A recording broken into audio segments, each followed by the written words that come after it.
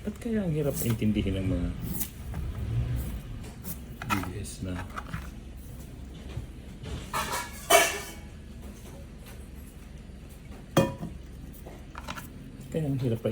ng mga DDS na yung pag-suporta nila sa isang berdugong katulad dito na napapatay ng libo-libo ay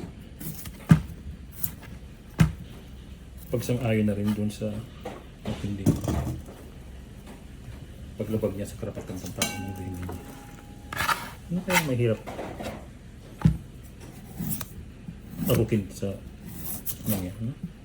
Hindi kaya dahil ano? Hindi naman. May mga pictures naman. May mga report naman na maayos. May mga documentation naman na nahalo pa nga ang New York Times ng Pulitzer nang i-expose nila itong mga patayan ng Guerra contra Droga. So, hindi ito usapin ng walang kaalaman yung mga tao sa pangyayari. Ang challenge dito para makakaintindi sa mga tao na itong pagsuporta nila, itong pag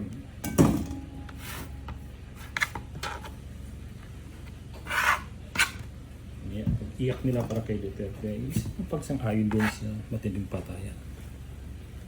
Yan kailangan gawin.